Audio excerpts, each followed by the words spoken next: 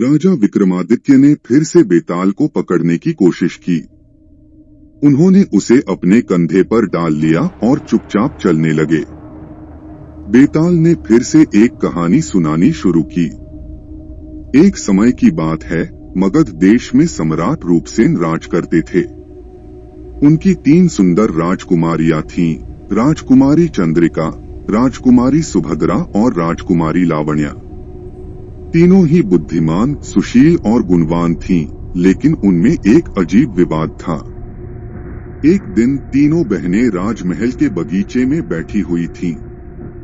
तभी उन्होंने देखा कि एक साधु उनके महल के द्वार पर भिक्षा मांगने आया है। राजकुमारी चंद्रिका ने उसे सोने का कटोरा भरकर दान दिया। राजकुमारी सुभद्रा ने उसे रत्नजड़ित अंगूठी दी, लेकिन राजकुमारी लावण्या ने उस साधु को अपना हार उतार कर दे दिया। साधु ने प्रसन्न होकर तीनों को आशीर्वाद दिया और चला गया।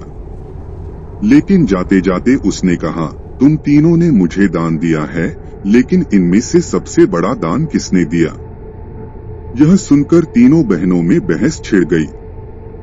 राजकुमारी चंद्रिका ने कहा, मैंने सोने का कटोरा दिया, इसलिए मेरा दान सबसे बड़ा है। राजकुमारी सुभद्रा बोली, मैंने रत्नों से भरी अंगूठी दी, जिसकी कीमत सोने से भी अधिक है, इसलिए मेरा दान श्रेष्ठ है। लेकिन राजकुमारी लावण्या ने कहा, मैंने अपना प्रिय हार दान में दिया, जो मेरे हृदय के सबसे करीब था, इसलिए मेरा दान सबसे महान है। तीनों में कोई निष्कर्ष नहीं निकला, तो वे अपने पिता सम्राट रूपसेन के पास पहुंची। सम्राट ने सोचा, लेकिन उन्हें भी समझ नहीं आया कि किसका दान सबसे बड़ा है। तब उन्होंने नगर के पंडितों और विद्वानों को बुलाया, लेकिन कोई भी सही निर्णय नहीं दे पाया। सम्राट ने एक सभा बुलाई, जिसमें देश भर के विद्वान, मंत्री और ज्ञानी लोग शामिल हुए। राजकुमारी चंद्रिका ने अपना पक्ष रखते हुए कहा, धन ही सबसे बड़ा दान है, क्योंकि इससे साधु अपनी आवश्यकताएं पूरी कर सकते हैं। राजकुमारी सुभद्रा ने कहा, रत्न अमूल्य होते हैं और उनका मूल्य सदैव बना रहता है, इसलिए मेरा दान सर्वश्रेष्ठ है। लेकिन राजकुमारी लावण्या ने मुस्कुराते हुए कहा, मैंने जो दिया वह मेरे लिए सबसे प्रिय था। दान तभी सच्चा होता है जब हम अपनी प्रिय वस्तु त्याग करें। सभा में मंत्रमुग्ध सन्नाटा छा गया। सभी लोग सोच में पड़ गए कि किसका तर्क सही है। कुछ दिनों बाद एक युवक राजमहल में आया। उसका नाम वीरेंद्र था और वह दूर देश का राजकुमार था। उसने सम्राट से कहा, महाराज, मैं आपकी समस्या का समाधान कर सकता हूँ। बेताल की कहानी सुनकर सम्राट विक्रमादित्य गंभीर विचारों में डूब गए। उन्होंने बेताल से कहा, यह कहानी तो सच्चे दान के महत्व को दर्शाती है, पर मुझे लगता है इसमें और भी गहरी शिक्षा छिपी है।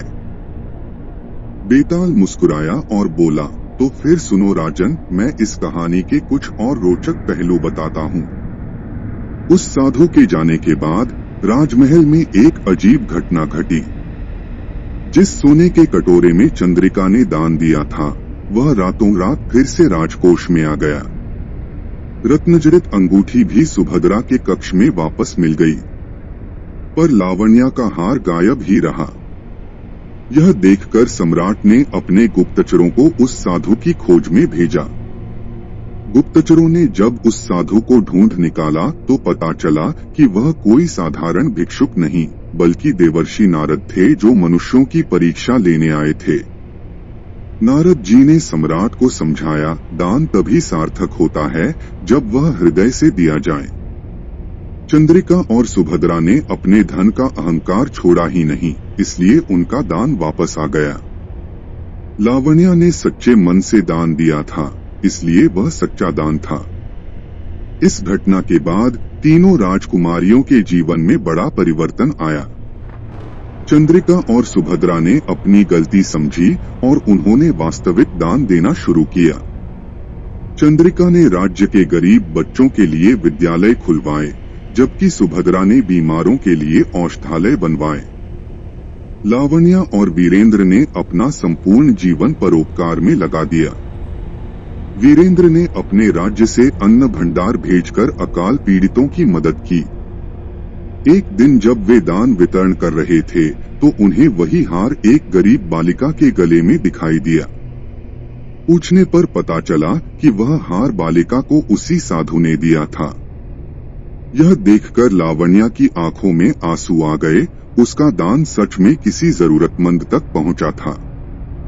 यह सब सुनकर राजा विक्रम ने कहा, बेताल, यह कहानी सिर्फ दान के बारे में नहीं बल्कि मनुष्य के अहंकार और सच्ची निस्वार्थ भावना के बारे में है।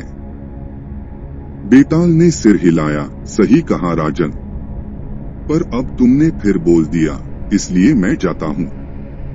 यह कहकर बेताल फिर से उड़ गया। राजा विक्रम मन ही मन सोचने लगे, क्या मैं कभी इस बेताल को योगी के पास ले जा पाऊंगा? पर हार न मानने का संकल्प लेकर वे फिर उसी शमशान की ओर चल पड़े जहां बेताल पेड़ पर लटका रहता था। राजा विक्रम फिर से उस पेड़ के पास पहुंचे। बेताल ने उन्हें देखकर कहा, राजन, तुम्हारी हठधर्मिता देखकर मैं प्रभावित हूँ, लेकिन क्या तुम सच में सोचते हो कि तुम मुझे योगी के पास ले जा पाओगे? राजा ने कोई जवाब नहीं दिया। वे मौन रहे और बेताल को अपने कंधे पर उठा लिया। बेताल ने फिर कहा, चलो, अगर तुम बोलोगे नहीं तो मैं तुम्हें एक और कहानी सुनाता हूँ। बेताल ने एक नई कहानी शुरू की। एक गांव में दो मित्र रहते थे, धीरज और वीर।